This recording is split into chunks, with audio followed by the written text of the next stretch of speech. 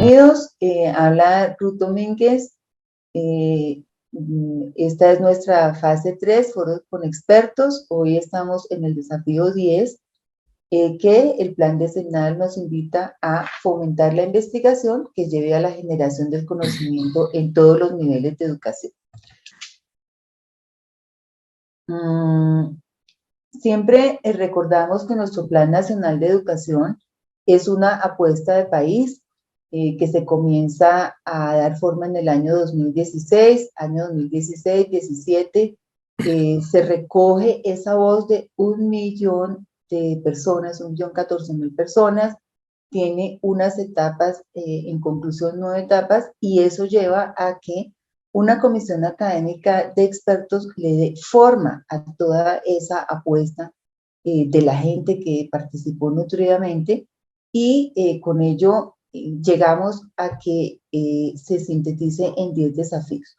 Los 10 desafíos tienen 25 lineamientos estratégicos, y esos lineamientos estratégicos corresponden a 333 lineamientos estratégicos específicos y 78 indicadores asociados. El plan decenal es la responsabilidad de diferentes actores.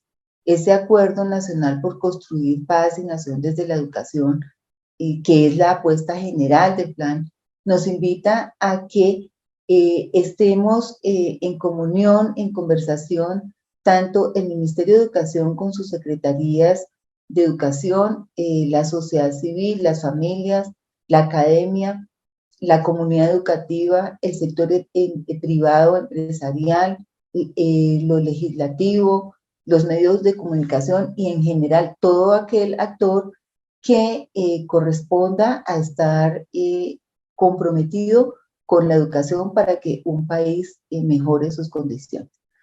Como sector privado, algunas organizaciones nos hemos vinculado a lo que desde el plan se deriva y se llama la Comisión Gestora del Plan Decenal. Es básicamente la parte operativa del plan y la constituimos 3 mesas de trabajo. La mesa de socialización, operación y diálogo regional, que es esta mesa que lidera este proyecto, la mesa de monitoreo y evaluación, la mesa de comunicaciones, todos mediados por una secretaría técnica. Las mesas funcionamos de manera independiente y las 3 mesas nos coordinamos en aspectos muy generales que corresponden a esos principios orientadores del plan. Es decir, que nuestra apuesta, nuestro foco está en esos principios generales y en ese mandato que han dado los ciudadanos. La mesa de socialización ha generado una ruta de operación y diálogo regional. Esta ruta tiene 5 pasos. Una primera etapa de sensibilización, una segunda etapa de una línea de construcción de una línea de base por medio de una pregunta que hicimos. Un tercer paso, nuestro foro de expertos. Cuarta etapa, la formulación de planes de acción. Y 5, la etapa de cierre de brechas. Aquí, pues, de manera, digamos, muy precisa, compartimos lo que es digamos, aspectos principales, puntuales de cada una de las etapas. La primera etapa, que corresponde a la sensibilización, se ha recogido por todo el país la necesidad de dar a conocer el plan decenal, de promover unos actores regionales para que se genere el cambio y de fomentar esa apropiación muy, muy sencilla desde toda entidad territorial. Hicimos entonces las entidades, que ya van cerca de 170 matrices diligenciadas, nos hicimos unas preguntas. Hemos reducido de esos 333 lineamientos, los pasamos a que fueran 64, la gente diligenció sus matrices y ahí al final hacemos una pregunta y es, venga, ¿en qué desafío usted quisiera participar? ¿Qué quisiera usted profundizar? Entonces, eso nos llevó a lo que comentamos, cómo construir una línea de base y, en conclusión, Todos los desafíos fueron focalizados para hacer una siguiente intervención, que es: démosle profundidad, expliquémoslos, hagámoslos comprensibles, y eso nos llevó a la tercera etapa de foro de expertos. En la segunda etapa también ha habido una gran movilización en los territorios por promover este plan, por considerarlo que es una herramienta de planeación, por pensar que este plan es una sombrilla para la educación y que nos corresponde a todos los involucrados en la educación hacerlo presente, hacerlo parte de nuestras planeaciones educativas, y de esta manera contribuir a que ese plan sea armonizado desde lo nacional, lo regional, lo local, y estemos todos como en una misma sintonía, en unos hilos conductores generales que nos lleven a todos al propósito de una apuesta a 10 años. Entonces, hemos realizado 4 foros de expertos. Hoy es nuestro cuarto foro. Primero, el derecho a la educación; el segundo, el desafío número 6; el tercero, el desafío de inclusión, y hoy estamos en nuestro desafío de investigación. ¿Qué pretendemos con estos invitados que se han comprometido con nosotros en este tema? Comprender el contexto y la perspectiva de ese desafío. Tener por parte de ellos unos impulsores para los desafíos y explorar unas maneras distintas de ver esos desafíos. Entonces, ¿cómo yo lo hago comprensible? ¿Cómo lo hago fácil? ¿Cómo le encuentro la ruta para un plan concreto de acción que nos lleva a la cuarta etapa, pero de manera sencilla? ¿Cómo si yo tengo alguna dificultad porque no lo veo muy claro, porque veo que no, ¿cómo lo conecto? Este es el espacio en los planes de acción para conectar ese trabajo, esa experticia que nos traen los expertos. Entonces, los planes de acción, que es la etapa 4, y el cierre de brechas, es entre una formulación sencilla de una hoja de ruta que nosotros también hemos propuesto, pero es sencilla. Ahí conectaremos con esas iniciativas un banco de experiencias, de actores también que nos ayudan a movilizar la iniciativa, y con eso llegaremos al punto 5, que es que con toda esta implementación nosotros hacemos un cierre de brechas, y con esto podemos incidir e ir actualizando esas brechas de manera que todos podamos nutrirnos, y si yo tengo una buena experiencia la puedo consultar, y si yo tengo una mala experiencia, hay una mano amiga que me puede ayudar. Y si se necesitan recursos que no necesariamente son económicos, también tengo cómo acudir. Eso es lo que hemos llamado el cierre de brechas. La siguiente diapositiva, entonces, ya para el desafío 10, vamos a recordar que este desafío tiene 7 lineamientos estratégicos. La parte general: fomentar la investigación que lleve a la generación de conocimiento en todos los niveles de educación. Y como lineamientos estratégicos, nos habla de fortalecer los programas nacionales de doctorado a través de la consolidación de los grupos de investigación que los ofrezcan y apoyen, de becas y asistencias de investigación para los aspirantes, con estipendios que le permitan dedicación de tiempo completo al desarrollo de las tesis doctorales. 2, incrementar el número de profesores de tiempo completo en las universidades. 3, garantizar financiación adecuada para los programas de investigación. 4, promover la articulación con redes internacionales en igualdad de condiciones. 5, adecuar los sistemas administrativos a las necesidades de investigación de frontera. 6, fomentar programas de emprendimiento de base tecnológica.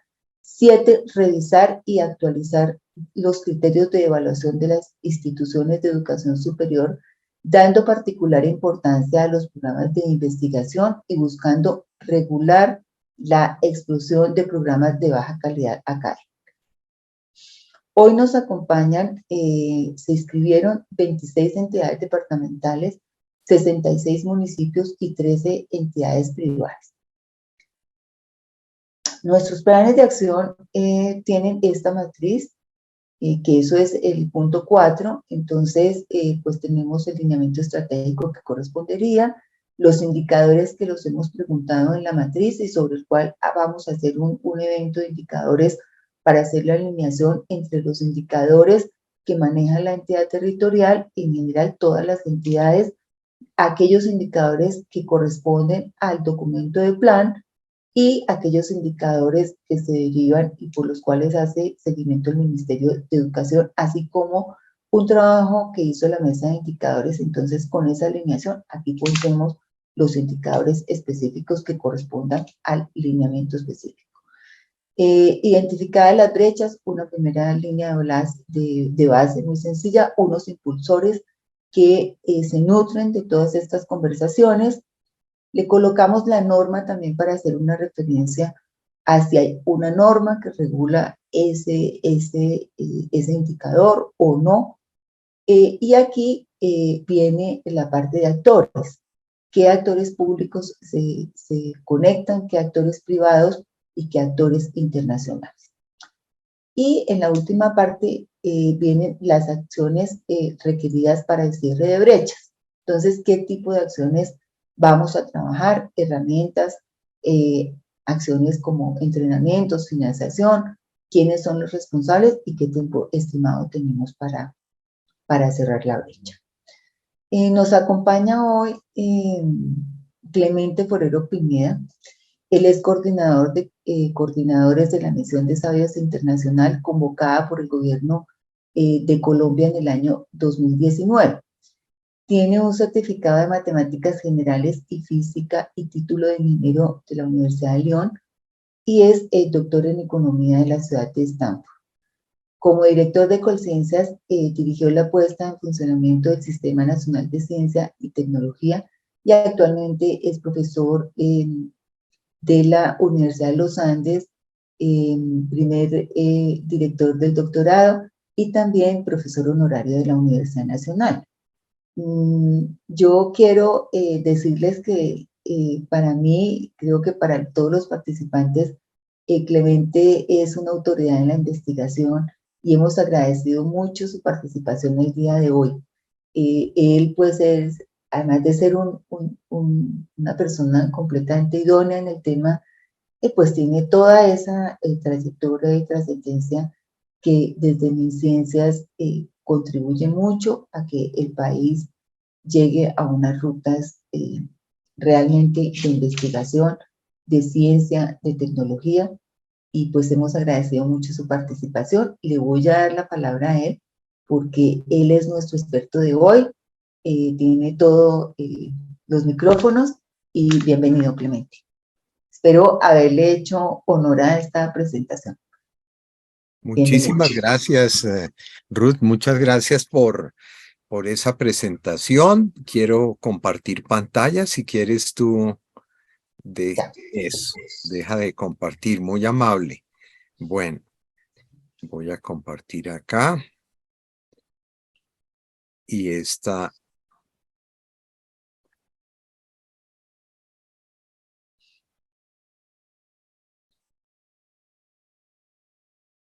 es mi presentación. Un instante, vamos a ponerla en pantalla completa. Muy bien.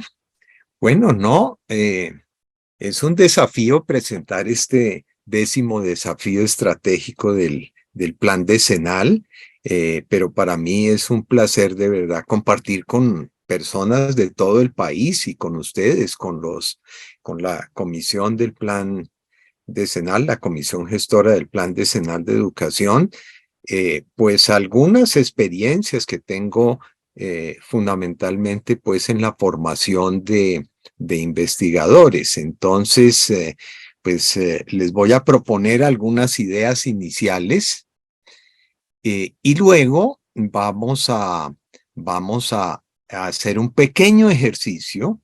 Yo creo que la mejor manera de aprender acerca de la investigación es como, por lo menos, hacer el intento de plantear una pequeña propuesta de investigación y los voy a involucrar a todos ustedes en este pequeño ejercicio, para luego al final, entonces, como dar algunas guías basadas en lo que aprendimos con ese ejercicio, para que todos tengamos muy claro en qué consiste la investigación, pero no la investigación en general, sino la investigación en temas que tienen que ver con el aprendizaje y con la educación. Bueno, como decía Ruth en su generosa presentación, pues yo estuve como coordinador de la misión de sabios, que le hizo una propuesta al país, un plan de vida para este país, y que consiste en la construcción de una sociedad del conocimiento. Una sociedad del conocimiento entendida no solamente como una sociedad que utiliza el conocimiento para sus quehaceres, sino una sociedad que crea conocimiento y que lo crea permanentemente. Y ese es precisamente el mensaje de ese 10º desafío estratégico: fomentar la investigación que lleve a que en todos los niveles de la educación se dé una generación de conocimiento nuevo. Y vamos a ver por qué es tan importante esto de generar conocimiento nuevo y no solamente quedarse en la utilización de ese conocimiento. ¿Cuál fue la propuesta de la misión al país? Transformar la economía y la sociedad a través del uso y la creación de conocimiento, de tal manera que el desarrollo humano, el desarrollo de las personas, la equidad y la sostenibilidad se muevan armónicamente y en la misma dirección. Esto, pues, es algo posible. La historia de algunos países lo muestra. Estados Unidos en un determinado periodo de su historia, Corea también igualmente en la segunda parte del siglo pasado, y Finlandia un poco más recientemente, han mostrado algo que realmente nos conecta a este gran proyecto que le propone la misión a Colombia con la educación.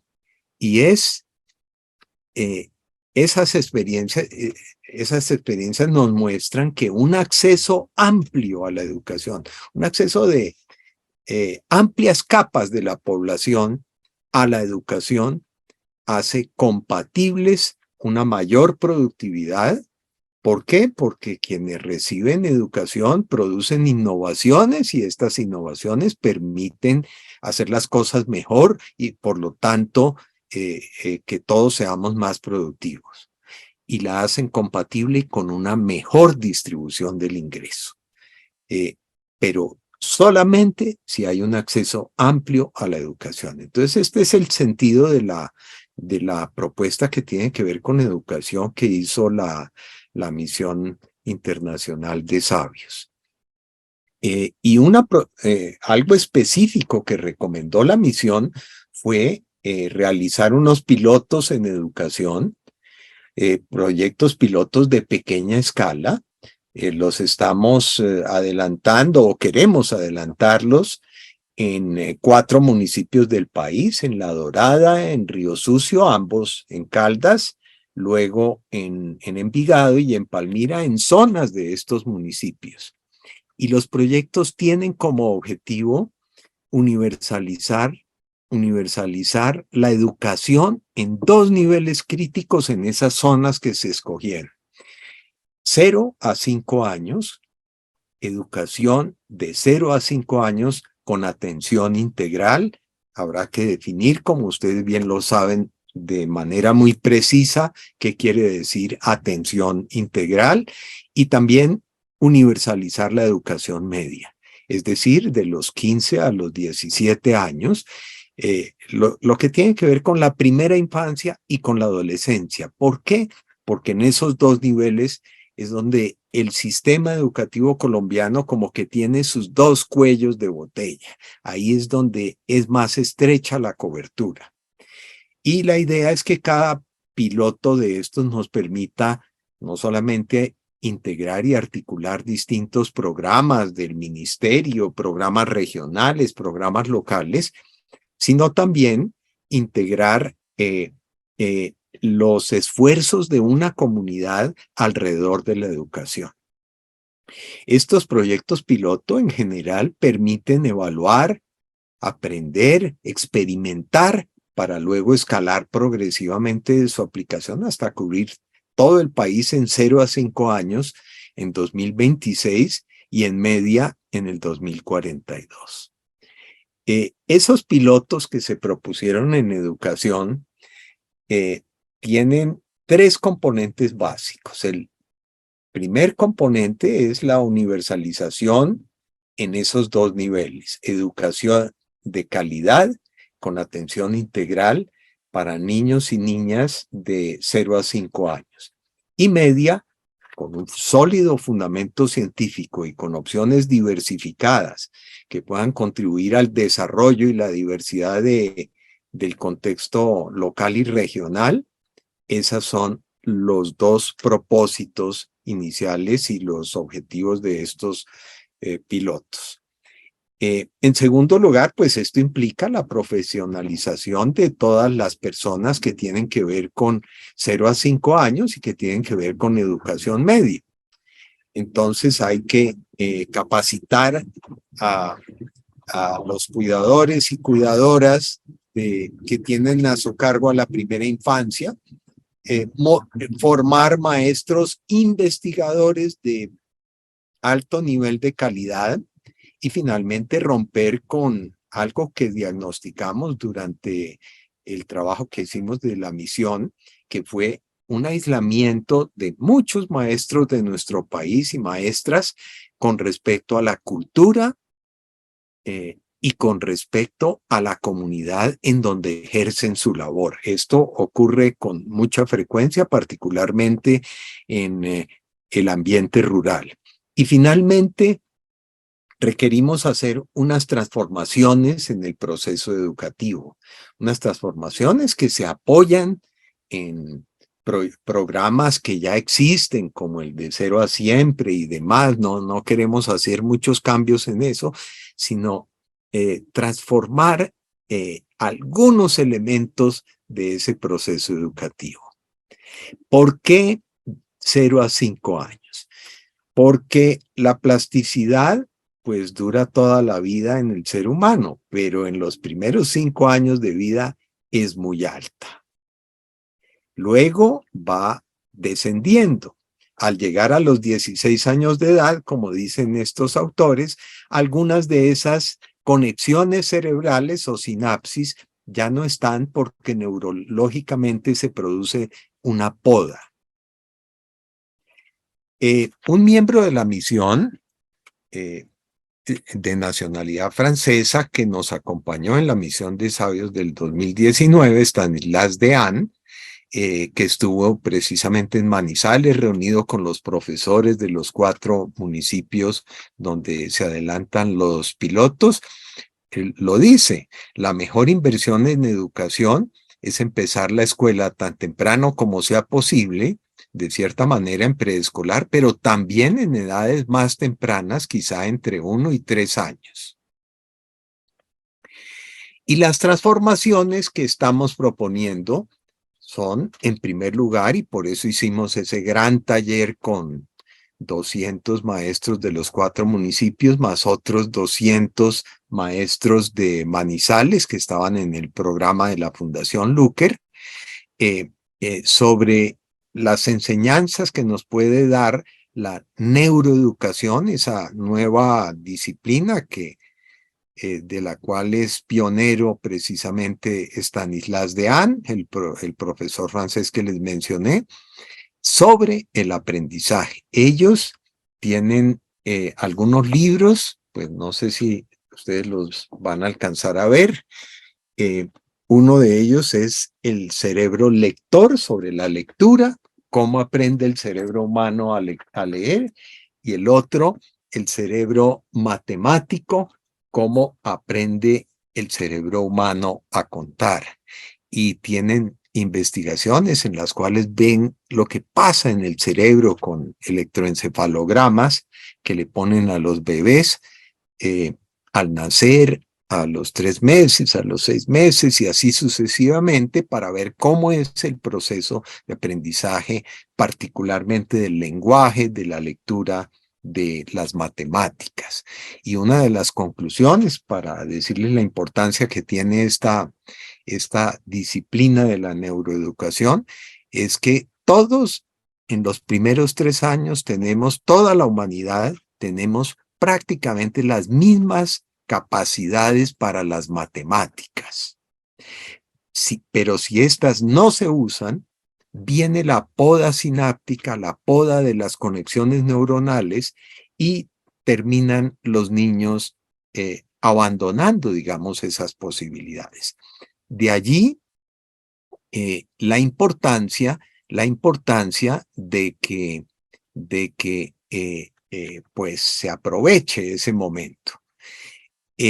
También pensamos que el ecosistema arte-ciencia, conectar las artes y las ciencias en la educación, es extremadamente importante porque nos permite explorar todo ese potencial, aprovechar todo ese potencial creativo que tiene la mente humana. En tercer lugar, una educación socioemocional cada vez más necesaria. Relacionado con esto, un esfuerzo especial para incorporar a las niñas, particularmente en ciertos aprendizajes, digitalización, pero una digitalización humanizada que les sirva realmente a las personas, en donde sea la persona quien domina esa digitalización y no al revés. Y finalmente, un fundamento científico de la educación, tanto en contenidos como en pedagogías. Y para cada una de estas cosas, en los pilotos, hacemos talleres con los maestros de los municipios participantes. Bueno, yo pienso que en esta introducción, pues quiero decirles que la misión fundamental que tenemos, el propósito fundamental que podemos tener con este plan decenal es cambiar la relación de la población colombiana con el conocimiento. El conocimiento, pienso, no puede ser un objeto ajeno a la persona, un objeto que simplemente se mira con respeto y en el mejor de los casos se aplica a ciegas para evitar complicarse. Lo cierto es que el conocimiento cambia todos los días y quien lo recibe debe ser actor de ese cambio, debe contribuir a cambiarlo. Quien recibe el conocimiento siempre tiene que adaptarlo, modificarlo y cuestionarlo. Y esa capacidad de crear conocimiento nuevo a partir del conocimiento recibido es fundamental para el desarrollo humano de todas las personas. Los maestros tienen que jugar un papel crucial en esto. Entonces, que no podemos simplemente dejarnos someter por un conocimiento ya establecido, sino que tenemos que desarrollar la autonomía, nuestra autonomía, para apropiarnos efectivamente de un conocimiento que hemos contribuido a moldear. Y de allí la propuesta de formar a las maestras y a los maestros de nuestro país a través de metodologías de aprendizaje especiales, basadas en proyectos que seguramente algunos de ustedes ya practican, o aprendizaje basado en la investigación. Ese aprendizaje basado en la investigación es particularmente propicio para activar capacidades creativas e imaginación. En el aprendizaje basado en la investigación, y así es como debería ser la pedagogía de las facultades de educación donde se forman nuestros maestros, de las escuelas normales también, para que ellos la reproduzcan en su práctica. Se desarrollan capacidades centrales de investigación, tales como saber formular preguntas en contextos específicos, hacer búsqueda y selección de información, particularmente selección hoy con la montaña pues de información que enfrentamos a través de Internet, la presentación de resultados y también la publicación, porque hay que compartir y tener capacidad para compartir de una manera muy clara los resultados de nuestras investigaciones. Investigar, es decir, transformar y hacer crecer el conocimiento, eso es lo que es investigar. Está al alcance de cualquier persona y especialmente de cualquier grupo de personas. El trabajo en grupo en la investigación es fundamental. ¿Por qué? ¿Por qué está al alcance de cualquier persona? Porque todos tenemos preguntas. E investigar consiste precisamente en hacer preguntas y en comparar cosas para darles respuestas a esas preguntas, así estas respuestas sean parciales. Y la S de respuestas está subrayada porque muchas veces hay diferentes respuestas a esas preguntas que nos hacemos. La investigación puede ser formal o informal, pero lo interesante de hacerla formalmente es que ganamos credibilidad para los resultados que exponemos y compartimos.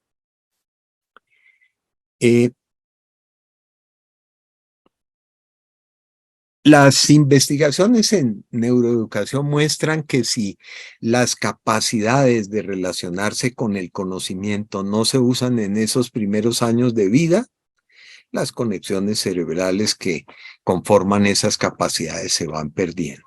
De allí la importancia de la educación inicial. Como les decía, no basta el cuidado de los niños, no basta. Y por lo tanto, las maestras y maestros de educación inicial y preescolar, las cuidadoras y cuidadores, deben cambiar su identidad y aceptar que forman parte de un sistema educativo. El cuidado que hacen normalmente el ICBF y la educación a cargo pues del Ministerio de Educación, de las secretarías departamentales y municipales, de los rectores, de los maestros y las maestras de los colegios y las escuelas, deben tener conciencia y efectivamente funcionar como partes de un sistema educativo.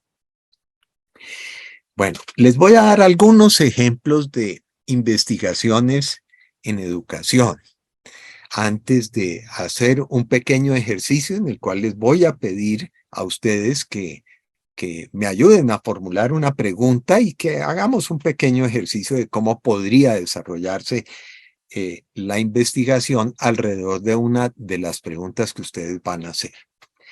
Entonces voy a dar algunos ejemplos. Estos provienen de investigaciones que yo he hecho personalmente, pues en grupo obviamente, y investigaciones, y esto lo quiero enfatizar, de mis estudiantes. Son investigaciones sencillas, pero pienso que bastante interesantes y que son buenos ejemplos de lo que ustedes pueden hacer en sus municipios, en sus regiones, en sus colegios. Esta es una investigación sobre, para evaluar el impacto de un refuerzo académico entre pues jóvenes de grados 10 y 11. Entonces, ¿qué hicieron estos estudiantes míos? Ellos simplemente hicieron una medición de algunas capacidades con pequeños exámenes parecidos a los del ICFES, a los de las pruebas saber, en donde midieron, digamos, como el nivel de los estudiantes que estaban participando en este programa de refuerzo académico y también de otro grupo para poder hacer una comparación, porque investigar es comparar. Si uno no compara, no puede sacar resultados. Y al final del refuerzo académico, volvieron a medir en ambos grupos y a ver quiénes habían progresado más, si los que recibieron el refuerzo académico o los del otro grupo, o si simplemente la diferencia en desempeño de ambos grupos era muy similar. Bueno, encontraron que el refuerzo académico había sido extremadamente valioso. Esto implicó pues un seguimiento. Ellas mismas eran casi todas estudiantes mías, hicieron el refuerzo académico con estos jóvenes adolescentes y pudieron demostrar que esos refuerzos académicos son extremadamente valiosos y que la diferencia, porque los que recibieron el refuerzo académico eran, digamos, como de un nivel de desempeño un poco menor, pues se acercaron al desempeño académico de los demás estudiantes de sus cursos. Bien. Esta es otra investigación que hicieron estos estudiantes. No pude tomar la foto porque ya presentaron un video, pero el video ya está borrado de YouTube. Entonces, hicieron un juego de justicia en un colegio público y en un colegio privado. Pusieron a los estudiantes a enfrentar situaciones que les planteaban dilemas. Y la pregunta de investigación que se hicieron es: ¿a qué principio de justicia apelan los estudiantes cuando enfrentan los dilemas que se le plantean en ese juego? Y compararon, les hicieron preguntas y eso, y diseñaron el juego para que dos teorías, digamos, de la justicia, dos principios de justicia estuvieran en juego. Uno, la meritocracia, y el otro, el igualitarismo.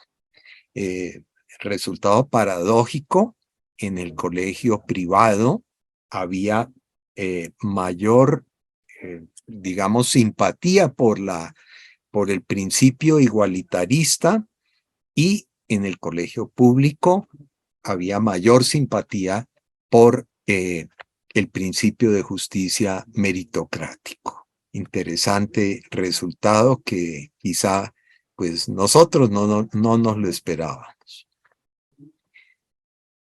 Otra investigación, se fueron unos estudiantes al Casanare y entrevistaron a los líderes y a los chamanes de dos grupos indígenas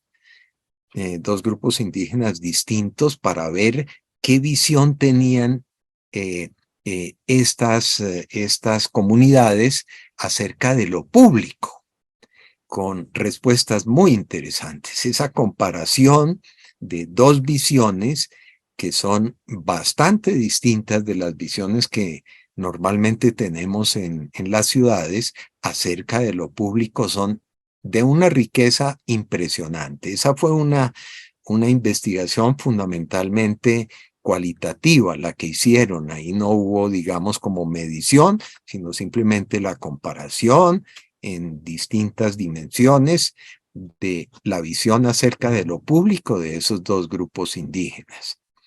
Otra investigación, esta sí con medición de la disposición a cooperar y cambio, porque hubo, además de la investigación, como una intervención.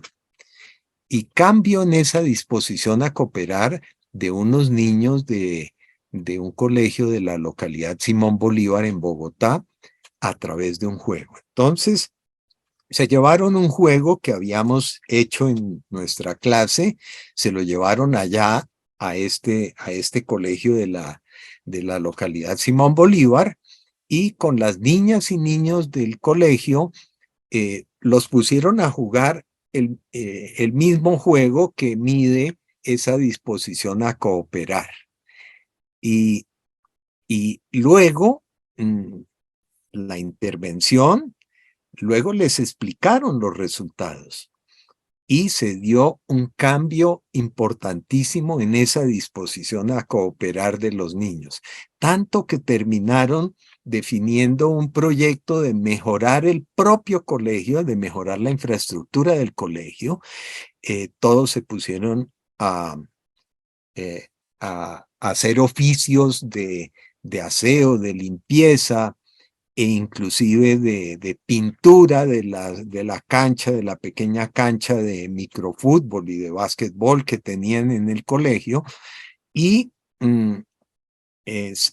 los estudiantes fueron 4 meses después y se dieron cuenta que ese cambio se mantenía, obviamente también por el interés que habían mostrado el rector y los maestros y maestras del colegio. Entonces, a veces la investigación se complementa con una intervención. Otra investigación, digamos, un poco más formal, más compleja, que hicimos con un grupo grande de estudiantes hace algunos años, comparó la escuela nueva con la escuela convencional en sitios semiurbanos, semirurales, donde las condiciones eran similares, pero algunos maestros usaban las metodologías de escuela nueva y otros la metodología convencional. Y uno de los resultados provino de preguntarles a los padres. Esto es una pregunta hecha a los padres. Lo que los niños han aprendido en la escuela ha cambiado la manera en que son castigados en casa. Y encontramos que si definimos un índice de qué tanto las metodologías de escuela nueva se han implementado entre 0 y 100, que es el eje horizontal, vemos que a medida que se implementan esas metodologías, la propensión de los padres a responder que sí ha habido cambios en la manera en que castigan a los niños en la casa va aumentando. Es decir, es como un efecto positivo de esas metodologías de la escuela nueva que involucran a los padres en las formas de castigo en la casa. En esa misma investigación, pues se mostró, pues el objetivo fundamental era ver si los métodos de enseñanza contribuían a la convivencia en los niños, a los comportamientos de convivencia y a los comportamientos democráticos.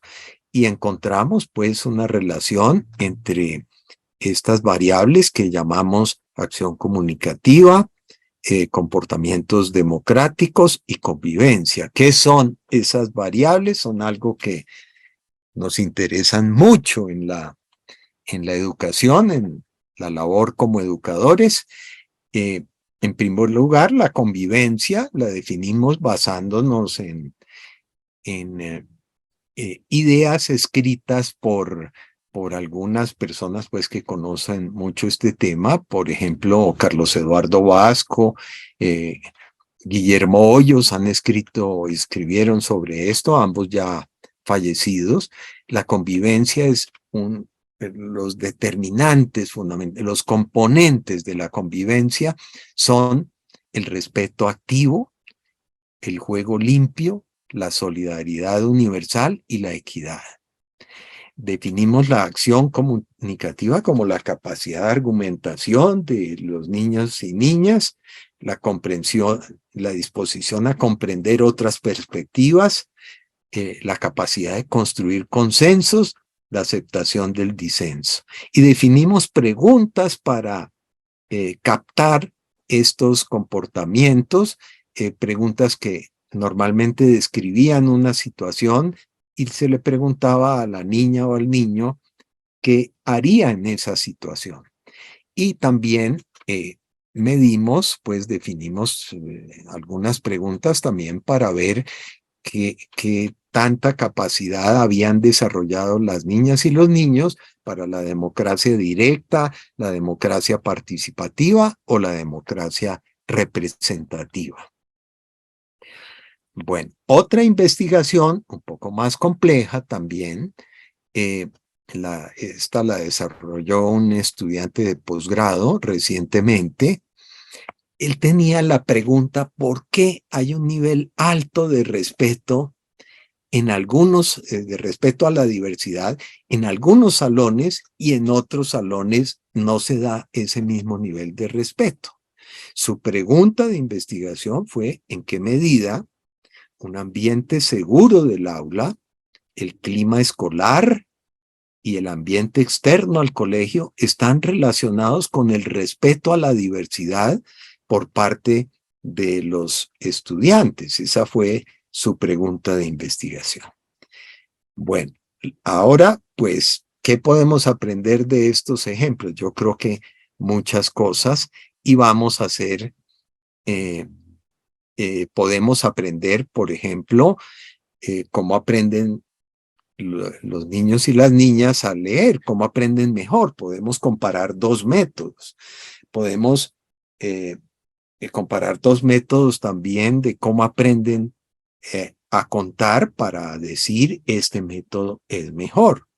¿Cómo se forman sus comportamientos? Por ejemplo, comportamientos de cooperación, dimos un ejemplo, pero también podemos medir y hacer juegos. Existen juegos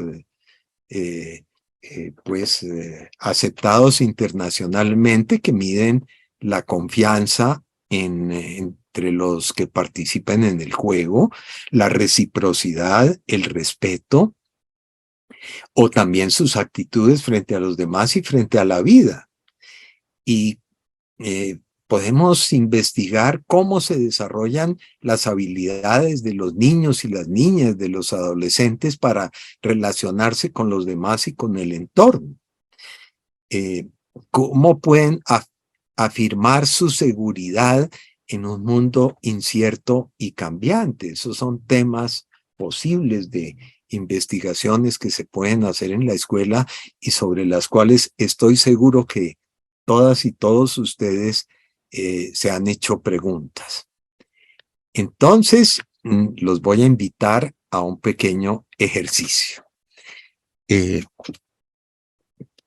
ejercicio consiste en lo siguiente. Piense en una pregunta de investigación que le gustaría responder acerca de los procesos de aprendizaje en los colegios o en escuelas de su municipio. Si tienen la posibilidad, si se conocen entre ustedes algunos, si tienen sus chats a la mano, si tienen la posibilidad de hacerlo en grupo, mejor todavía, pero si no, lo pueden hacer individualmente. Escríbela. Nos la envían por el chat. Nosotros vamos a escoger una pregunta entre las que lleguen en los primeros 5 minutos. Va a ser cualquier pregunta, no quiere decir que sea la mejor o algo así, sino una pregunta pues que se preste para hacer un diálogo con la persona que propuso esa pregunta y acompañarlo en el proceso de convertir su pregunta en una pregunta de investigación, y esa pregunta de investigación en una pequeña propuesta. Vamos a hablar un poco de cómo podría darle respuesta a esa pregunta. La idea es que todos aprendamos de esta experiencia. Entonces vamos a hacer un pequeño receso de 5 minutos para que ustedes, por favor, ustedes por favor, pues piensen en una pregunta y la pongan en el chat. Yo voy a salirme de pantalla completa para ver en mejor forma el chat y ver algunas preguntas que ustedes... Ah, qué buen comentario me encuentro aquí. Los niños y niñas no deben ser castigados en ningún lugar. No debemos aceptar esa concepción de la educación medieval. Qué comentario tan interesante, Leonardo. Sí, yo creo que eso es así, pero, y hacia allá nos tenemos que mover, pero, y en muchos casos observamos que algunos padres no castigaban a sus niños, pero la realidad que estamos viviendo es que el castigo todavía se usa mucho en estos ambientes de las familias, de estas escuelas, ¿no? Ujú. Uy, preguntas muy interesantes. Mm, Aquí ya veo algunas.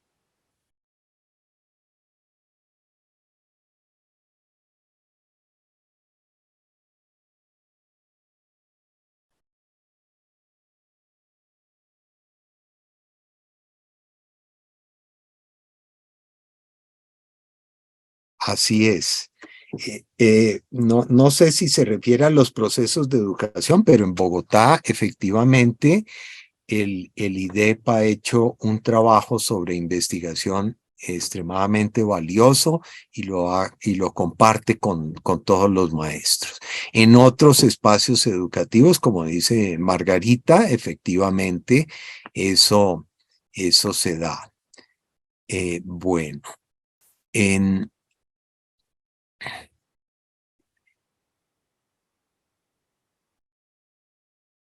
cómo desarrollar pensamiento, esto yo creo que ya es una pregunta, cómo desarrollar pensamiento crítico en niños y niñas de 5 años, me parece muy interesante, cómo desarrollar hábitos lectores en adolescentes que tienen fuerte adicción a los dispositivos móviles.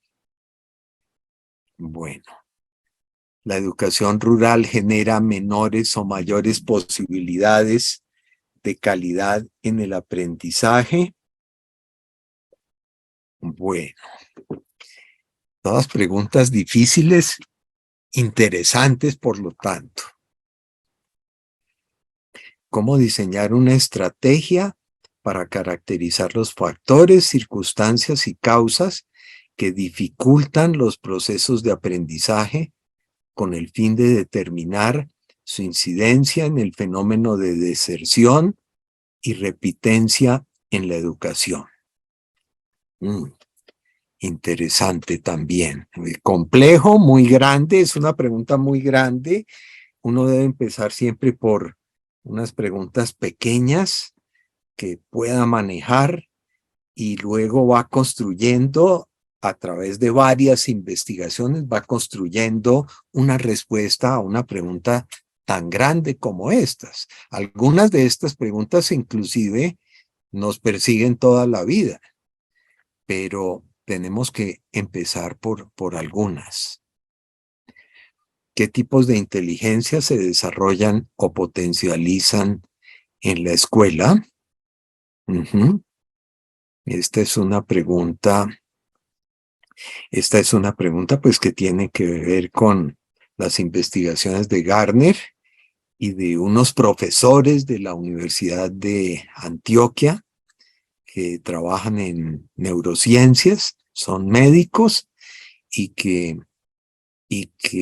entre otras cosas, el investigador más citado hace algunos años que hicimos una investigación sobre la investigación, el investigador más citado de las ciencias sociales en Colombia es un profesor de allá de la Universidad de Antioquia, se me olvida ahorita el nombre, que trabaja en los tipos de inteligencia y es el más citado porque Gardner, sus seguidores han escrito mucho, teóricamente, han hecho mucha teoría, pero no tienen muchos análisis, empíricos de la realidad, y que midan esas distintas inteligencias. Este profesor de la Universidad de Antioquia lo logró y pues todos los discípulos de Gardner lo citan. Bueno, ¿cómo se está implementando el proceso de evaluación en las instituciones educativas desde el uso de herramientas aplicado por los docentes en los diferentes espacios? ¿Cómo desarrollar habilidades emocionales en los estudiantes? Qué interesante. ¿Qué causas generan la adicción a SPA en adolescentes? En el desafío 1 trabajamos el índice de derecho a la educación y nos proponemos como plan de acción trabajar maestro investigador con el IDEP. ¿Es posible hablar de educación para ricos y educación para pobres? ¿Cómo identificar cuáles son las principales causas que generan que los niños y niñas que están en una misma aula de clase con los mismos docentes y el mismo entorno tienen resultados tan diferentes? Ah, qué interesante. Qué interesante pregunta. Qué interesante pregunta. Voy a copiarla.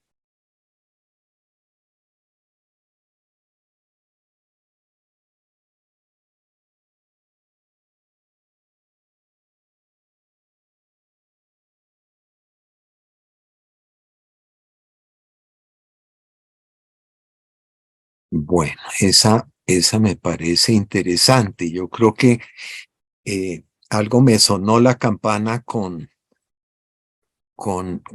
la palabra causas. Cómo iniciar la inclusión de nuevas formas de aprendizaje cuando nuestros colegios aún no manejan el aprendizaje por proyectos y menos el investigativo. Bueno, esas son preguntas de las que podemos hablar más que preguntas de investigación. Cómo evaluar el impacto y la efectividad de las inversiones que desde la entidad territorial departamental se han realizado en los últimos años para el fomento de la segunda lengua en los establecimientos educativos públicos. Interesante, interesante, interesante. Aquí la estoy copiando no solo interesante, sino, digo interesante porque se presta como para que hagamos una discusión sobre estas preguntas. Bueno, yo creo que aquí, yo tengo aquí dos, déjenme reviso a esta de la deserción y la repitencia.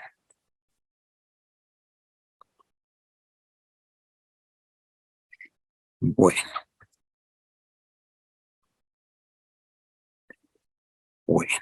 muy bien. Yo creo que sobre estas tres preguntas se pueden decir muchas cosas. Entonces, pero vamos a escoger una nomás porque pues el tiempo no es infinito.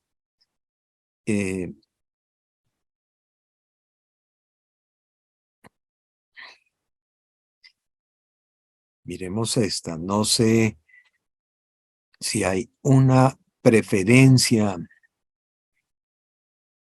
especial de ustedes, pero pues tengo dudas. Una que es como más general, que es la de la segunda lengua.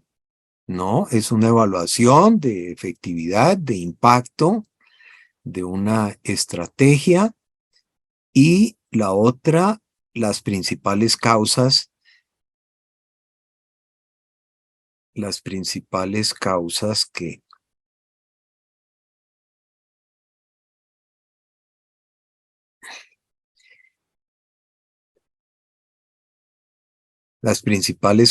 que generan que los niños y niñas que están en una misma aula de clase con los mismos docentes y en el mismo entorno tienen resultados tan diferentes.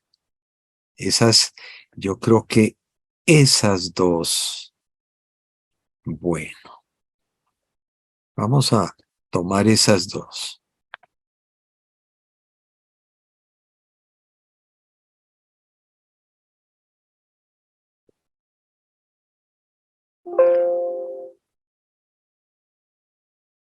Bueno, voy a borrar las otras dos. No, me parecen muy interesantes, pero para para lo que vamos a hacer ahora, para continuar con el ejercicio, vamos a tomar estas dos y quiero que, en primer lugar, no anoté quiénes las propusieron, pero le quiero pedir a la persona que propuso la de las causas de la digamos, la diferencia en resultados de los niños y las niñas, se identifique, pues prenda su micrófono y nos cuente. Ay, Jason, tengo que prender el micrófono y no lo ve allá. Ya lo tienes prendido. Ajá. Buenos días, mi nombre es Jenny Villa y es secretaria de Educación de Itagüí. Ya, muy bien. Bueno, tu nombre es, no alcancé, no entendí Jenny bien. Villada. Emi, Jenny Jenny Villada. Listo. Villada. Bueno, entonces, Jenny, vamos a tratar de convertir tu pregunta en una pregunta de investigación, ¿no? Es la primera que está ahí, pues permítanme agrandar un poco esta pantalla sin pasarme a pantalla completa. Bueno, ¿cómo identificar cuáles son las principales causas que generan que los niños y niñas que están en una misma aula de clase con los mismos docentes, en el mismo entorno, tienen resultados tan diferentes? Bueno, entonces lo primero que yo te preguntaría es, ¿qué crees tú? ¿Cuáles son tus hipótesis? ¿Qué piensas tú que sea esa diferencia? Mis hipótesis pueden ser que unos tienen más acompañamiento de las familias que otros. Eh, Otra hipótesis eh, puede ser que algunos estén en ese momento en la clase, en, pues valga lo que uno medio conoce, eh, en mejor estado de nutrición, se alimentado bien, hayan tenido mejor descanso que otros que están ahí, pero no logren esa misma concentración. No sé qué más. No, para mí la primera es como la principal. Ya, bueno, muy bien. Acompañamiento de las familias, nutrición, sueño, descanso. Bueno, nosotros podríamos simplemente tomar la pregunta que tú hiciste como una pregunta de investigación, como la pregunta de investigación de tu investigación.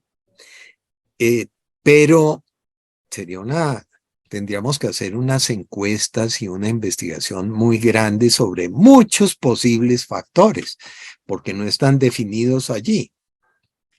Pero podríamos empezar limitándonos a estos 4 factores, que son el acompañamiento de las familias, la nutrición, el sueño, el descanso. ¿Cierto? No sé si... Incluso pudiéramos agregarle el juego. Juego. Muy bien. Bueno, bueno.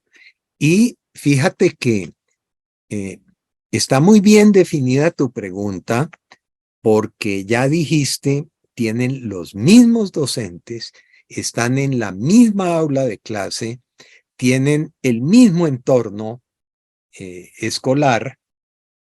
Entonces todo eso no lo vamos a poner a variar, ¿no? ¿Tú cómo harías esta investigación para ver el acompañamiento a las familias, la nutrición, el sueño, el descanso, el juego, cómo esas cinco variables influyen sobre los resultados escolares? Y como decía usted, haría una encuesta que incluyera todas estas variables, eh, una encuesta que la cerraría, pues, porque lo haría que ellos me contesten cuántas veces tu familia te acompaña, una vez a la semana, 2 horas al día, pues definiría las variables, juegas cuántas horas al día, te alimentas una vez, 2 veces, 3 al día, y ya empezaría pues como a consolidar esa encuesta, creo que sería como la forma. Bueno, esa sería una manera. ¿Qué otra opción tenemos? ¿A quiénes? Esto se la daríamos las encuestas ¿a quiénes? A los estudiantes. Bueno, y si también se la hacemos a los padres. También interesante conocer lo que contesten los papás. Y ver, por ejemplo, la distancia entre las respuestas del niño y de sus padres, ¿no? Sí. Todo esto para todas las investigaciones con estudiantes, pues tenemos que tener la autorización de los padres.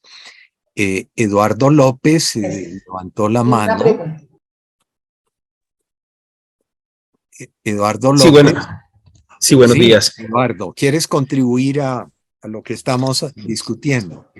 Sí. Primero les envío un saludo fraterno desde acá, desde el Distrito de Ciencia, Tecnología e Innovación de Medellín. Yo soy Eduardo López, me delegó el subsecretario de la prestación del servicio, soy director técnico y me encargo de la formación continua de los maestros en el Centro de Innovación del Maestro. Quería hacer un apunte muy particular, teniendo en cuenta la experiencia que tenemos en Medellín con centros de investigación escolar. Tenemos 20 centros de investigación constituidos, reconocidos por los consejos directivos. De esos 20, 10 ya están en la plataforma Cienti con Intitulab, Civilab, Grunlab, y vamos a categorizar varios este año. Y la idea es que después de los 3 años sean reconocidos como centro de investigación escolar por MinCiencia. Hay 22 en proceso, investigan estudiantes, padres, y también los docentes y directivos docentes hacen parte de estas comunidades de investigación, de indagación, y di el contexto por el aporte que voy a hacer. En esas variables que ponemos ahí, todas son externas. Difícilmente las podemos controlar. Y yo creo que en la escuela tenemos un problema muy particular, que cuando vamos a investigar los fenómenos queremos expandirnos ¿Cuáles y serían las variables que tú sugerirías? No, yo sugiero variables internas que son las que podemos controlar. ¿Cuáles? Tenemos que hacer cuenta que nuestros chicos son huérfanos. Variables internas como los métodos de enseñanza que se utilizan en la escuela, porque de entrada todos aprenden diferente. Todos tienen ritmos e intereses distintos. Hay una normatividad muy clara que nos habla de cómo es la evaluación y la evaluación reconoce eso. Reconoce los ritmos e intereses distintos de los estudiantes. Por ello, es lógico que van a aprender de forma distinta, van a obtener resultados distintos. Lo que tendría que modificarse es la estrategia que se utiliza en la escuela para que todos quepan. Perfecto, que la investigación... muy bien. Yo creo que eso nos va a permitir enriquecer mucho la investigación que nos ha propuesto Jenny. Vamos a ver cómo.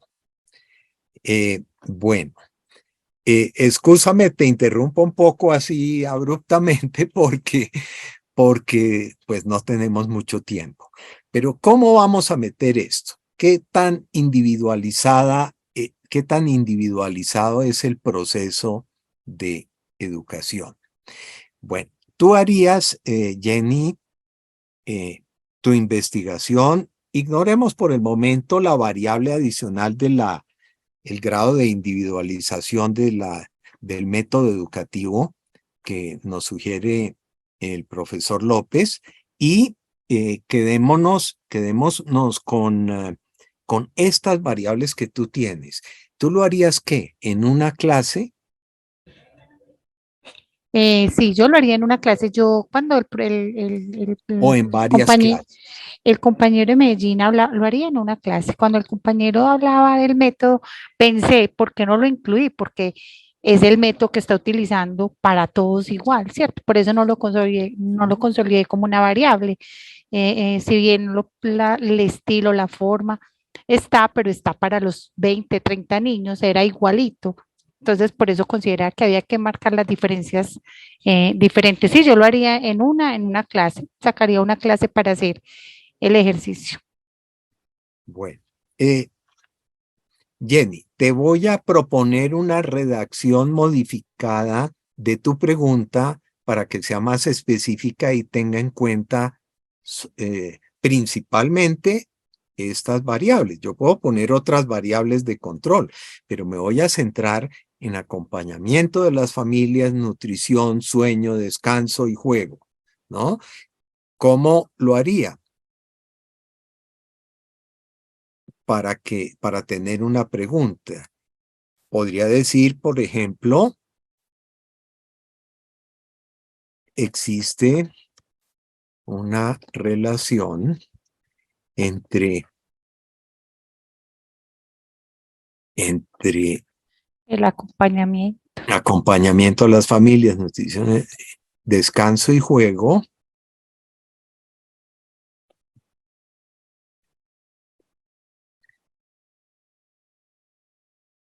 y el desempeño escolar de niñas y niños. Y aquí copio esta frase, que están en una misma aula de clase con los mismos docentes y en el mismo entorno. Y esa puede ser mi pregunta de investigación. ¿Qué ventaja tiene con respecto a la primera? Es mucho más específica, sé cuáles son las variables que voy a estar mirando, ¿no? Y lo haría en una clase, pero para que, digamos, para ser más convincente, si lo hago en 5 clases distintas, no, no para comparar el aprendizaje de los niños de una con los de otra, sino para mostrar los resultados de la investigación que hice en la una, mostrar los resultados que hice en la otra y así, y luego decir, mire, las conclusiones que obtuve en mis 5 o mis 10 clases son muy similares, entonces tengo una argumentación muy fuerte. Por ejemplo, voy a decir, las horas de sueño son el factor más importante en el aprendizaje, en los niveles de aprendizaje de los niños, ¿no? Y además me parece bien que sean en varias clases porque aquí pensando podemos incluso identificar que puede ser por gusto. La investigación nos puede decir, claro, yo tengo mejores resultados en matemáticas porque tuve que era mi materia preferida, ¿cierto? Entonces también podemos generar otro tipo de variables después de los resultados. Si lo hacemos en varias clases. Así es, así es. Bueno, pero ahora vamos a hacer una investigación un poquito más compleja. Vamos a meter la variable individualización en el método de enseñanza. Entonces, ahí, inicialmente pensémosla en 2 aulas de clase, ¿no? Hago mi investigación tal como la estás haciendo tú, pero además voy a comparar lo que ocurre en un aula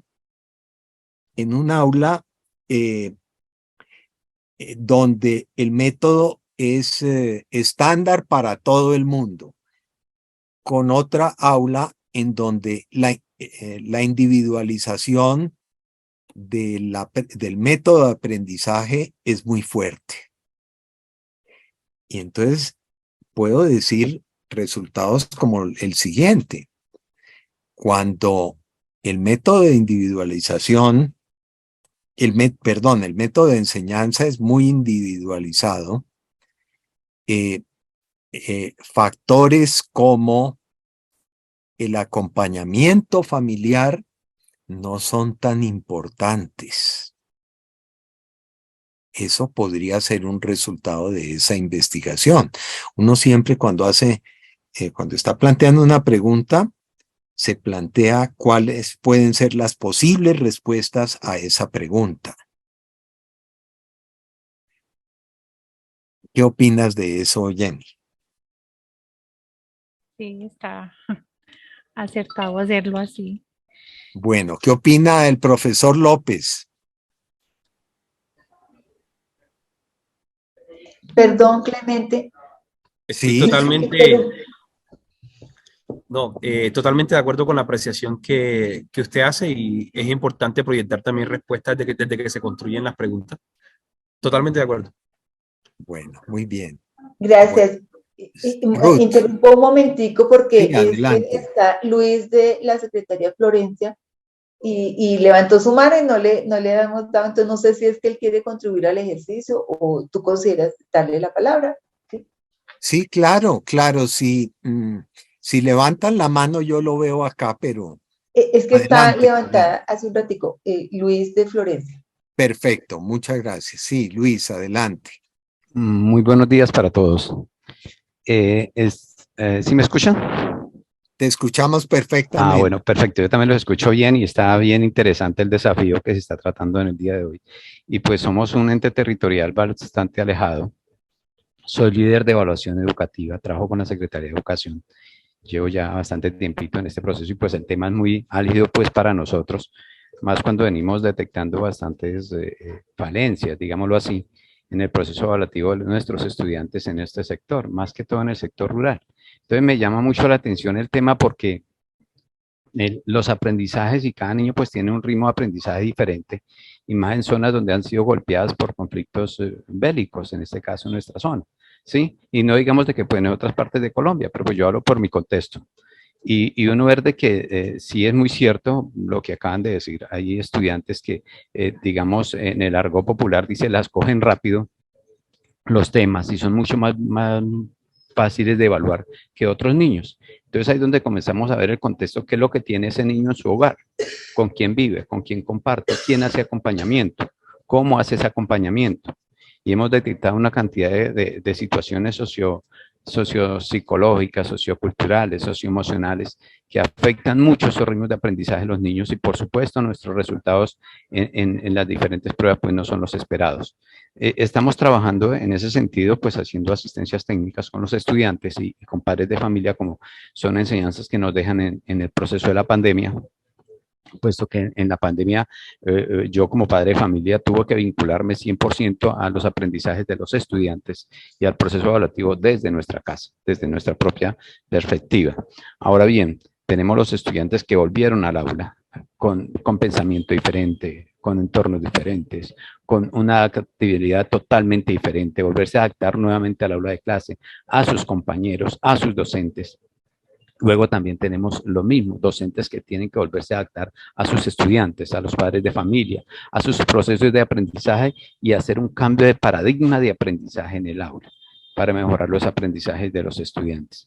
Entonces, en ese orden de ideas es que el tema es bien álgido y es muy importante para nosotros, digamos, lo veo supremamente importante y ojalá que esta clase de proyectos los acogiéramos mucho más entes territoriales porque son de mucha ayuda para nosotros contribuir a ese aprendizaje diario de nuestros estudiantes. Pues digamos que es la razón de ser de todos los que estamos aquí vinculados con el sector, son los estudiantes y pues desde esa óptica mejorar no solamente el proyecto de vida de los estudiantes, sino también contribuir un poquito a mejorar el proceso de cultura y mejorar nuestra sociedad en cada uno de nuestros territorios. Muchas gracias. Muchas gracias a ti, de verdad. Bueno, les voy a hacer otra pregunta, particularmente pues a Jenny. Fíjate, compara las dos investigaciones. La investigación que solamente tenía variables que tienen que ver con el niño, con la investigación en la cual, además de las variables del niño, voy a incorporar una comparación entre métodos de investigación, métodos de enseñanza, perdón. Entonces, comparo dos métodos de enseñanza, uno individualizado, el otro no individualizado, muy estándar para todos, y encuentro unas conclusiones, ¿no? La primera investigación, ¿a qué transformación del mundo nos llevaría? Por ejemplo, si el acompañamiento de las familias, cuando yo hablo de transformación del mundo, es una transformación en la comunidad. Por ejemplo, si encontramos que el acompañamiento a las familias es el principal factor, o el sueño, o en fin, ¿qué se haría, Jenny, para usar ese resultado de la investigación? Pues que si nos diera que fuera el acompañamiento a las familias, sería un trabajo entonces desde la escuela con los padres, mostrando pues la importancia del acompañamiento. De hecho, pues quiero contar como un poquitico, nosotros hicimos internamente en Itagüí todas las pruebas de lo que era evaluar para avanzar, pero nosotros lo tenemos pues como con otro nombre, ¿cierto? Y alcanzamos a hacer unas encuestas, identificamos un poco que los niños que obtuvieron mayores resultados eran los que contaban con más horas de acompañamiento, ¿cierto? Sin que esas preguntas fueran enfocadas precisamente específicamente a una pregunta de investigación, sí generamos algunas variables que nos pueden generar realizar un proyecto de investigación. Entonces yo pensaría lo que le decía, si nos diera como esa variable que es la más importante, tendría que entrar a hacer un trabajo de acompañamiento a los padres de familia. Bueno, y si llega el profesor López y te dice, pongamos el método de enseñanza, midamos de alguna manera cuál es el grado de individualización de la enseñanza que hay en el aula, y comparemos aulas que tienen un alto grado de individualización con aulas que tienen un bajo grado de individualización. ¿Cuál sería la conclusión de eso? ¿Cuál sería la posible conclusión de esa investigación? ¿Y qué transformación buscaríamos en la comunidad? No, pues, si nos diera ese resultado, tendríamos que transformar la escuela. Lo que pasa es que lo que voy a decir suena muy sencillo, pero bajo la realidad de la norma muy difícil. Iniciar un proceso de acompañamiento o de formación a los chicos de manera más personal, ¿cierto? Individual. Ese sería el deber ser si nos diera ese resultado, pero la escuela hoy no nos lo permitiría, pues como por las relaciones técnicas y todo lo que nos coloca ese obstáculo. Ya, bueno, pero sería una forma de cuestionar precisamente esas limitaciones que tenemos, ¿no? Sí, señor. Bueno, y yo creo que en el caso de la segunda investigación trabajaríamos sobre todo con los maestros y las maestras, ¿cierto? En el Sí, claro. primer caso trabajaríamos con los padres. Yo creo que una investigación que involucrara variables individuales como el acompañamiento de la familia, la nutrición, el sueño, el descanso, el juego, pues, y que también incorporara el método de enseñanza, pues nos haría trabajar con padres y con maestros. Y yo creo que esa sería una investigación extremadamente interesante, con la posibilidad de una intervención y de un cambio con toda seguridad, con resultados en una mejor enseñanza y una menor brecha entre aquellos estudiantes que tienen un bajo desempeño y aquellos que tienen un altísimo desempeño, un mejor aprendizaje, ¿no? Yo creo que ese ejemplo nos sirve inclusive como para orientar la pregunta que se hace desde una entidad territorial departamental de cómo evaluar el impacto y la efectividad de las, inversiones para el fomento de una segunda lengua. Ahí lo mismo, tendríamos que comparar, esto sería una investigación larga, longitudinal la llaman, en donde compararíamos, por ejemplo, la facilidad con que los egresados del colegio, de un colegio determinado, donde se aplicó esta estrategia del fomento de una segunda lengua, tienen mayor facilidad para conseguir empleo que los otros, sí o no. Entonces esa sería una forma de evaluar en términos de empleabilidad de las personas de los estudiantes que tuvieron acceso a este programa y aquellos que no. Obviamente, para hacer esta investigación, tendríamos que tener unos colegios en donde se aplicó la estrategia de la segunda lengua y compararlos con colegios donde no se aplicó. Bueno, es una respuesta un poquito rápida, pero orienta hacia la importancia que tiene comparar. Bueno, vamos a sacar hacer una síntesis de lo que hemos dicho. ¿Qué es investigar? Investigar es hacerse una pregunta e intentar responderla. Ese es el paso más importante de una investigación. Hacerse una pregunta tratable, que con mis capacidades puedo responder. Imaginarme todas las posibles respuestas. Y para dar una buena respuesta a una pregunta de investigación, siempre es necesario comparar. Se comparan, por ejemplo, dos grupos de personas y se sacan conclusiones de esa comparación. También se compara un antes y un después. Por ejemplo,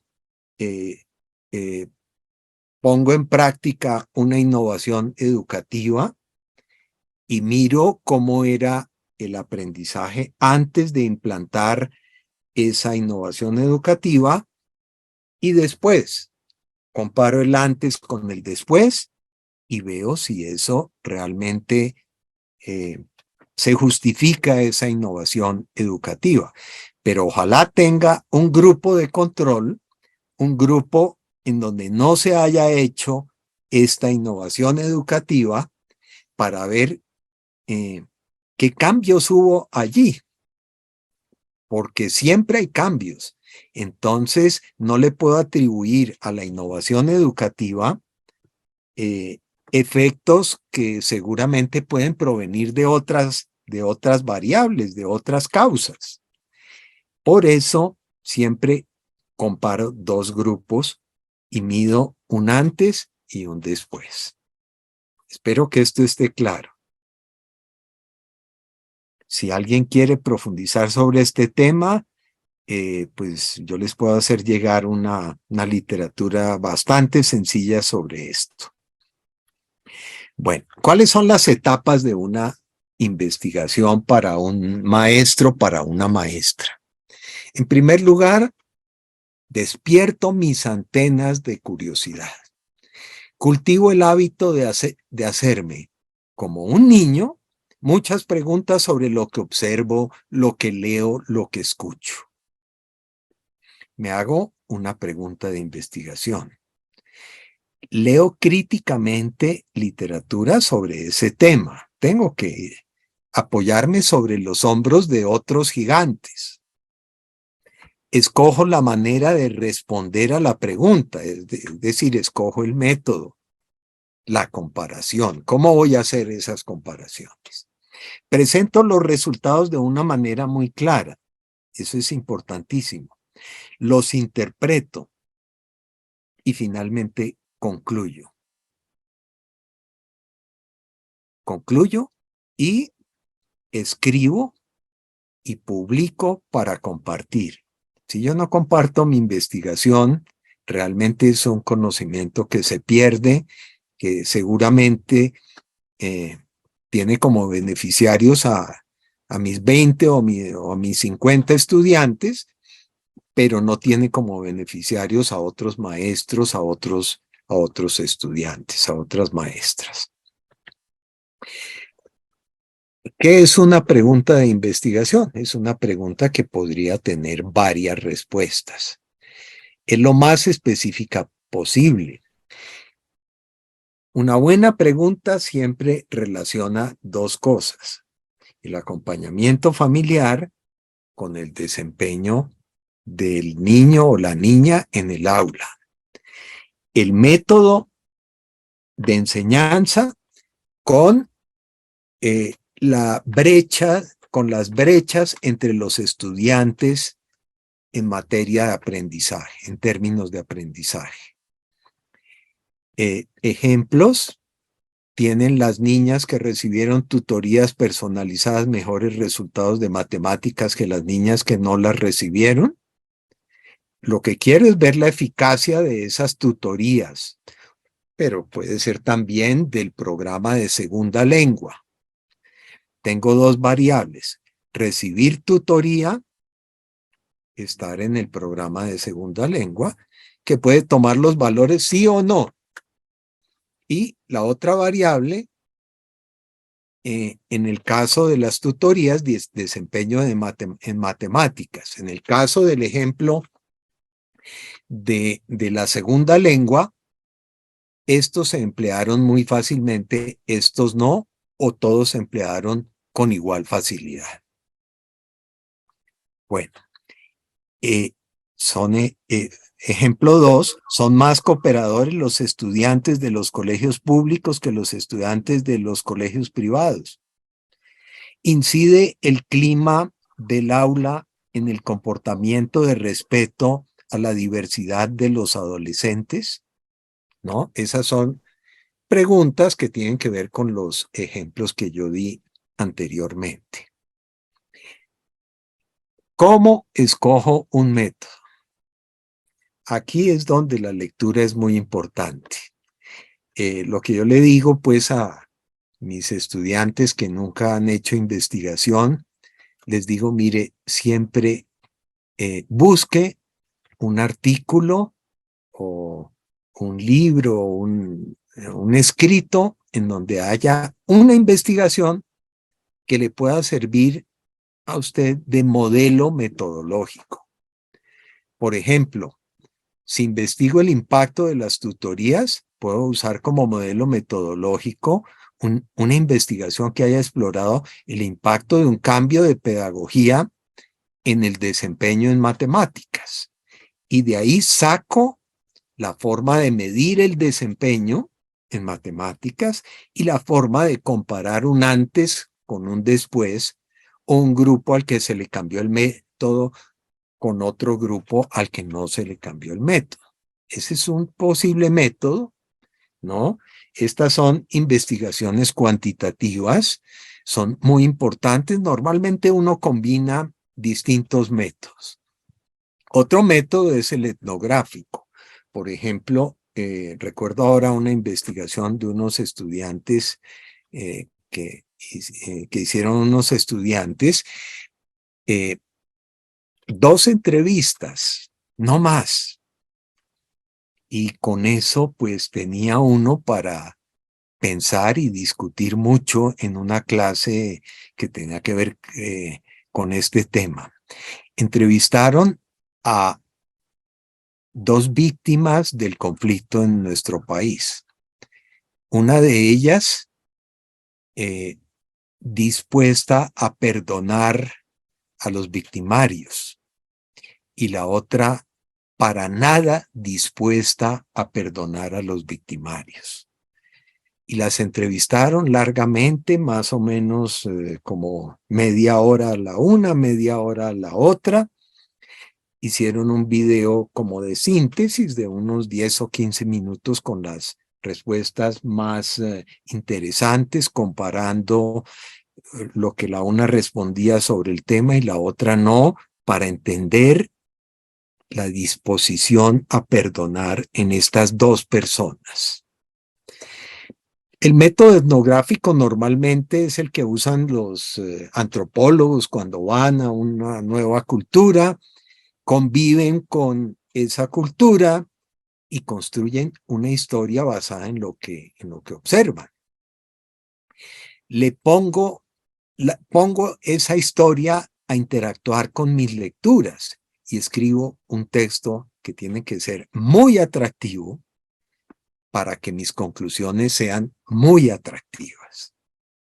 Ese es en esencia, pues, el método, el propósito del método etnográfico. Si mi pregunta es simple, puedo escoger un método cuantitativo como en varios ejemplos de los que hemos presentado.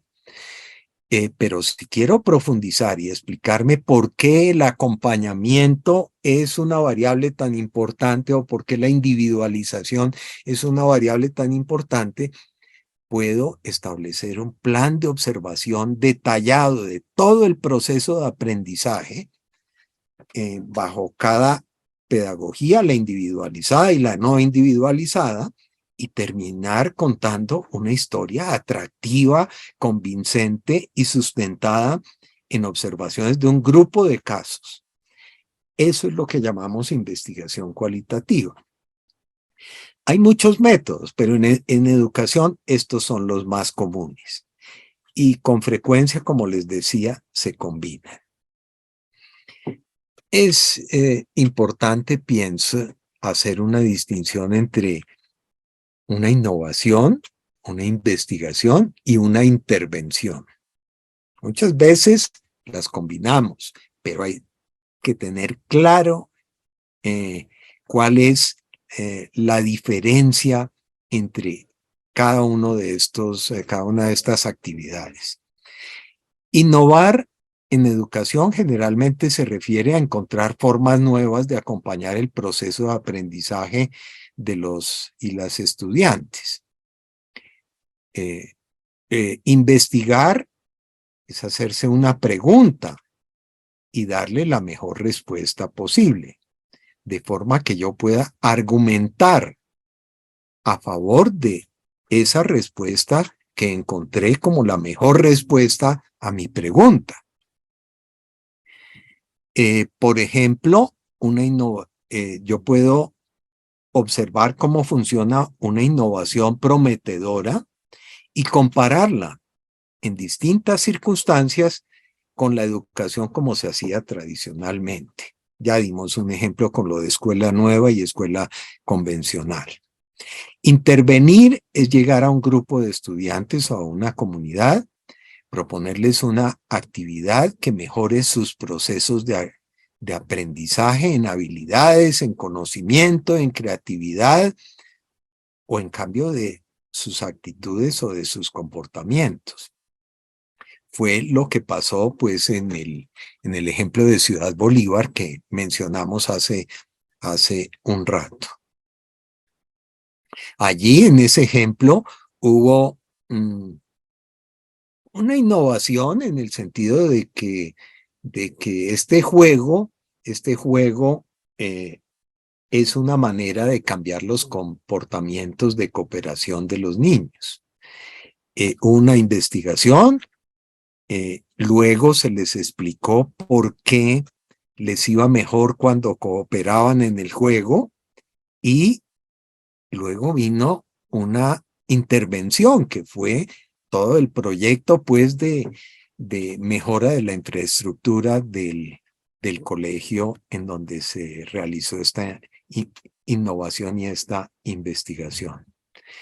Bueno, finalmente, para que una innovación educativa tenga valor social, es importante argumentar. compararla, mis resultados de investigación con los de otras investigaciones, mostrar que mi respuesta es superior o que la innovación cuyo impacto evalué es superior a otras innovaciones. Eso es importantísimo. En términos de resultados, empleabilidad, aprendizaje, facilidad para aprender la multiplicación, para identificar todas las letras, en fin. Una vez esto se ha demostrado, se puede pensar en intervenir a toda una población o a muchas comunidades aplicando ese método cuya eficacia demostré. Los pilotos de educación, los que propone la misión, siguen ese esquema. La innovación consiste en ofrecer educación de calidad creciente a una parte de la población de unas pocas comunidades. En el piloto se hace seguimiento, se evalúan las consecuencias de ese cambio en los educandos y en la comunidad. Y finalmente, si los resultados son positivos, pues la idea es proponer aplicar esas innovaciones en aquellas comunidades del país en donde tenga sentido hacerlo. Bueno, y ahí termina pues la presentación. Si hay preguntas, si alguien quiere intervenir, bienvenido o bienvenida.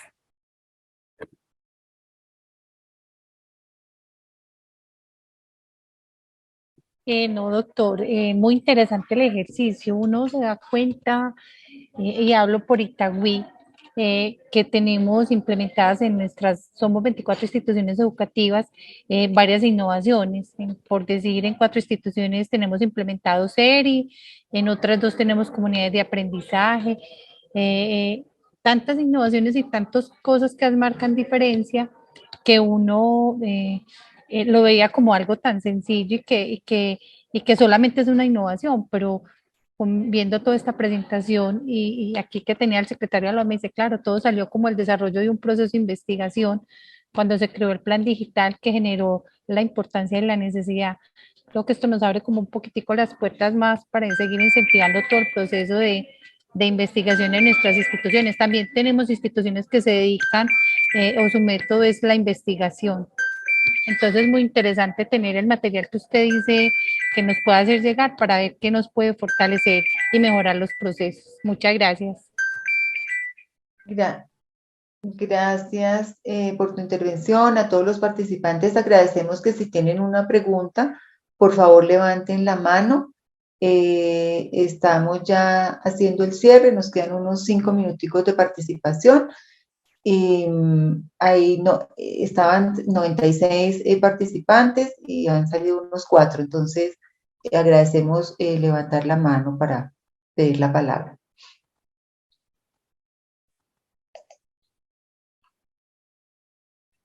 Bueno, mientras se animan, Clemente, ese chat, pero completamente nutrido.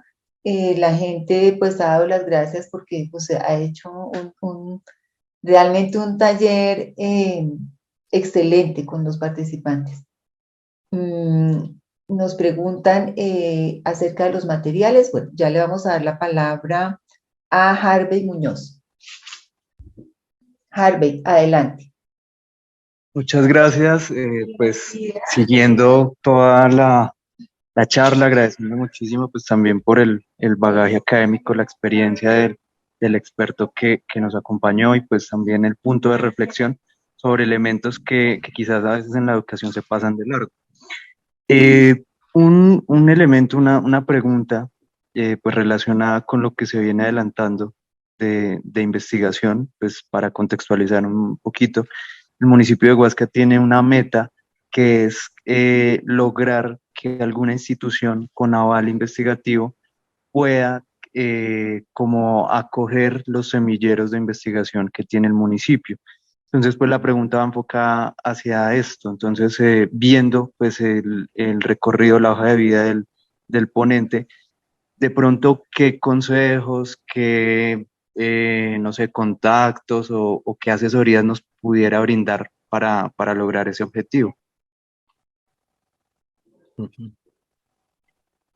Bueno, no, me complace mucho saber que en una población como Huasca pues hay unos semilleros de investigación, me parece fabuloso. Eh, Tendríamos como que comunicarnos para que me cuentes un poco más en detalle qué es lo que están haciendo, qué tipo de investigación están haciendo igualmente y, y no es nada difícil conseguir un colega mío o algo así, o algún estudiante avanzado de posgrado o alguna cosa que los pueda acompañar en algún proceso en sus investigaciones. Eso es perfectamente posible. Lo estamos haciendo, de hecho, en los pilotos, estamos involucrando universidades regionales. eh, por ejemplo, hemos tenido reunión con la Universidad de Antioquia y otras universidades en Antioquia para el piloto de Envigado, y hay profesores de educación y de otras áreas de las ciencias sociales y de las ciencias básicas también que están dispuestos a acompañar estos procesos. Pues esto nos toca hacerlo, pues no podemos hacerlo con los 140 municipios que están vinculados a este proceso, pero en el caso tuyo, por tu iniciativa, con el mayor gusto, podemos pensar en hacer algo en Huasca con alguna persona que pueda estar interesada en acompañarlos. Gracias. Le damos la palabra a Miguel Ángel. Sí, buenos días. Gracias al maestro Clemente Forero, gracias al Ministerio de Educación Nacional, desde la Secretaría de Educación del Departamento del Cesar. Un abrazo de acordeón, muy cálido. Maestro, tenemos una inquietud porque el Ministerio tiene una política de capacidades o talentos excepcionales que a propósito junta con las discapacidades. La pregunta es cómo pudiéramos detectar, focalizar esos talentos o capacidades excepcionales en nuestros estudiantes a partir de un proceso de investigación. Lo ha dicho usted de una manera muy sencilla desde la pregunta, ¿verdad? Pero resulta que si yo me pongo, no sé, el ministerio, me pongo a pensar en esto, me van a resultar talentos de todas partes y yo lo que tengo son talentos en las instituciones educativas, en la parte artística, en la parte científica, en la parte deportiva. Bueno, el ministerio hace como 7 clasificaciones. Pudiera pues cómo soportar sólidamente un proceso de investigación que nos indicara la manera más eficaz de casi que de la detección o focalización de estos talentos excepcionales. Miguel Ángel, los talentos como las inteligencias son múltiples, ¿no? Yo la única recomendación que podría darle es que empiece por identificar un talento, solo uno, empiece por ahí y luego comienza con el segundo y así sucesivamente. Si usted trata de abarcar demasiadas cosas en una primera investigación, pues no aprieta suficientemente el acordeón. Muchas gracias, muchas gracias. Le damos la palabra a Eduardo López y con Eduardo López cerramos la sesión de preguntas y nuestro taller de hoy. Bueno, yo quiero decirle a Eduardo que yo conozco, tú estás hablando del MOVA, tal vez. Sí, Sí, yo conozco esa experiencia, es absolutamente fabulosa. Eso es lo que deberían tener todas las grandes ciudades para beneficio no solo de ellas, sino de todos los departamentos, ¿no? Pero es una experiencia absolutamente fabulosa de formación de maestros en metodologías absolutamente revolucionarias para ejercer nuestra labor. Aprendí mucho, estuve precisamente acompañado por ellos, me llevaron a un colegio donde la población era predominantemente discapacitados, ciegos, pero no totalmente, no todos, y igualmente lo que se observa allí en ese colegio pues es extremadamente valioso. Yo creo que de ahí hay mucho que aprender y vale la pena que quien pueda ir a conocer el MOVA de cualquier parte del país lo haga, ¿no? Y, no, muchísimas gracias. Gracias. Muchísimas gracias, Clemente. De hecho, quiero ponerles al servicio de ustedes los saberes que se han construido en MOVA a través de estos 10 años con la estrategia de los centros de investigación escolar. Sí se puede hacer investigación en la escuela a pesar de la normatividad que hay. De hecho, yo creo que la normatividad no los permite. Recuerde que el 20% de las áreas, las instituciones las pueden elegir, solamente que elegimos lo mismo de siempre, ¿cierto? Y además de eso, recordemos que solamente hay 4 áreas básicas en Colombia que tienen estándares y solamente son 16 estándares por ciclo. Sí se puede trabajar desde una pregunta que integre, desde una pregunta como cómo reducir el consumo del agua y se pueden trabajar todas las áreas para reconocer las áreas de los cuerpos, los diferentes oficios, la presión de arrastre, etcétera, etcétera, etcétera. Y acá en Medellín, este proceso de 10 años nos tiene hoy con el 20% de las instituciones trabajando desde la pregunta, totalmente. Es decir, un estudiante en Ciudadela Nuevo Occidente, cuando empieza el año, este año trabajaron desde las mariposas. Todas las áreas trabajan desde las mariposas. Es decir, la pregunta general es la mariposa.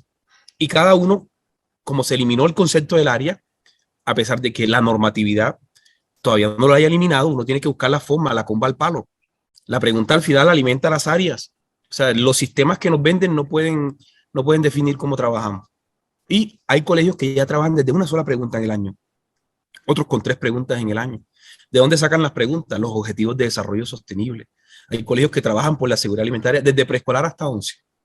Entonces, pero eso ha sido un trabajo de ellos, de esos directivos docentes que comprendieron que a pesar de que la normatividad tiene más de 20 años, todavía sigue siendo lo suficientemente flexible. ¿Para qué? Para trabajar distinto, para trabajar desde una pregunta. Y si tú logras que la pregunta y la investigación se convierta en tu método de enseñanza, ya estarás investigando mientras trabajas, mientras aprendes, pero también mientras disfrutas. Gracias. Eduardo es el director del MOVA, ¿no? Sí. Eduardo creo que es el director del MOVA y habíamos conversado por teléfono hace unos meses, ¿no? Gracias, Eduardo, Clemente, y recordarle a los participantes que todas estas iniciativas las vamos a concentrar en algo que hemos llamado el Centro de Aliados, que es nuestra etapa 4, en la que cruzamos los planes de acción con esos actores públicos, privados, que provienen de nosotros mismos, y todo ese eje colaborativo va a estar concentrado allí. Entonces, damos ya un cierre a la sesión en punto de la hora, recogemos todos los correos que han colocado las personas hoy en el chat, los materiales como siempre los estamos enviando de manera personalizada a cada correo, albergándolos en el sitio web y conectando hoy las propuestas a ese centro de aliados. Una feliz tarde para todos, un rico almuerzo. Gracias, Clemente. Las gracias para todos y ya, muy bien.